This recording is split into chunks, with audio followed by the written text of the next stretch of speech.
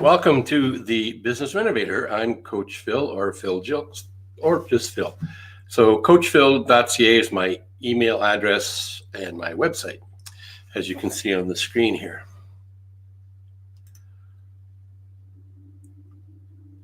So what I wanted to talk about was this dashboard here. And the reason I wanted to talk about this is I was just on Tuesday morning's Kellen's Coffee talk, and it was brilliant. I was a guest and really appreciated Kellen inviting me to be there and to share some ideas. And one of the additional megaminders popped in, Michelle, and she and I had a coaching session about 3, maybe 4 weeks back, and we talked about behavioral communications. Some would refer to it as DISC. What I wanted to share in today's renovator conversation is this dashboard. Everybody has probably seen a car dashboard, maybe even you've driven a car. And if you've driven a car, this will make probably even more sense than if you haven't driven a car. Let's assume everybody's driven a car at some point in time. And the significance of this dashboard will help you in your communications with other people by identifying whether they're indirect or direct, open or guarded. So indirect is they move relatively slowly, methodically, probably pragmatic. Direct is they're fast, as it says, direct, to the point, and very, very fast. Those two traits there tell you whether they're how they'd like to be communicated to. So if you're dealing with somebody who's indirect and you come at them with a high-speed direct approach, it probably won't go very well if you're trying to move them to do something, inspire them, motivate them. Now, the temperature side is defines how open they are to having a conversation or thinking about the idea or adapting the idea that you're trying to share. And if they're guarded, they're not that they're against the idea, but they're not as open to expressing themselves. These people will be really good engineers, accountants, logical thinking people, scientists, perhaps even financial planners, those kind of people.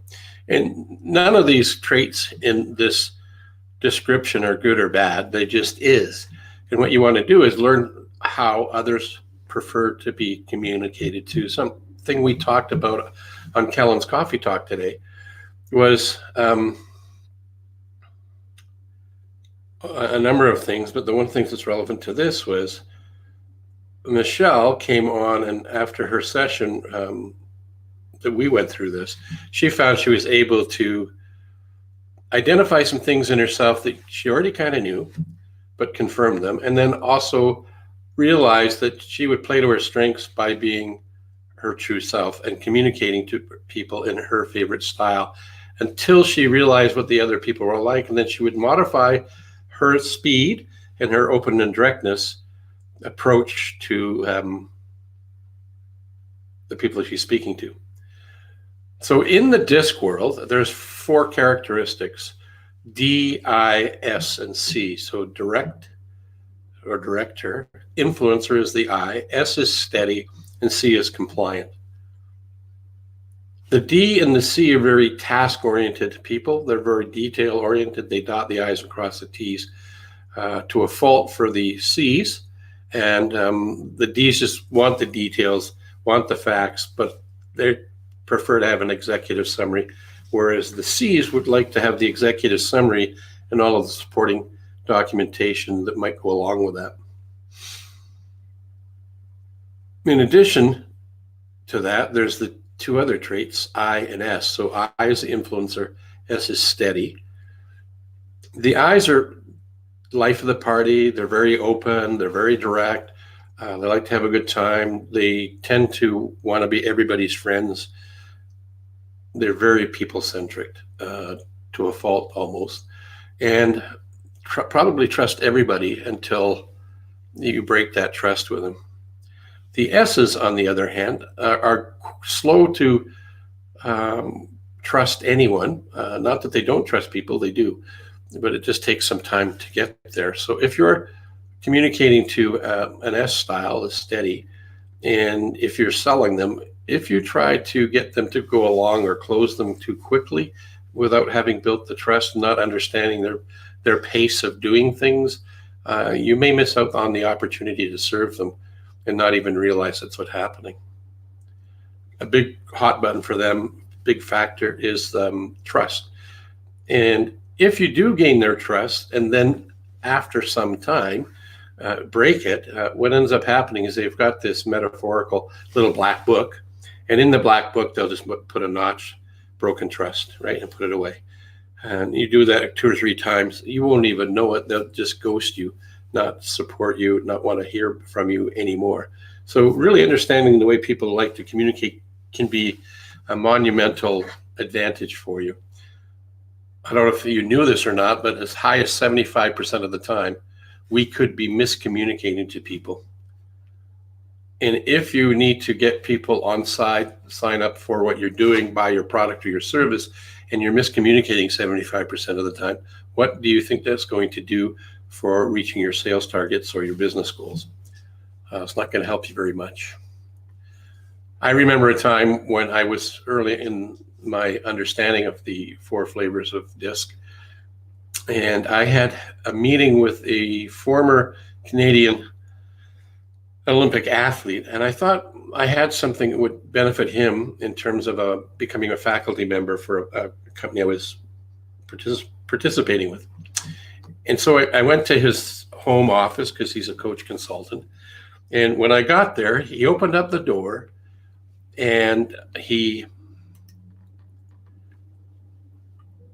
had his cell phone on his ear, hand on the door, calling me to come in while I was talking to whoever was there.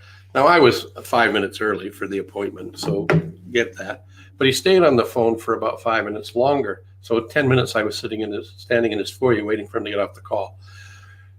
Not recognizing his style, I started talking about the weather and pleasantries, and he abruptly stopped me and said, "Phil, I've got 10 minutes. Why are you here?" So because I recognized that he wasn't interested in the pleasantries and the weather, he wanted to get directly to the point, I said to him, "Well, I'm here because I have something that I thought was of value to you. I thought you'd be a great faculty member, and I wanted to share the idea with you to give you the opportunity to say yes or no." Because I changed the speed at which I communicated to, and I got direct to the point, an hour and a half later, after spending time with the possibilities of how this could help his business, I left his home. So it's crucial to understand behavioral styles of different people, only to be able to build rapport much quicker. Because if you build rapport, in the rapport is the trust. And it's the speed of trust that makes the difference in everything we do. If you'd like to know more about this, I provide this as a service.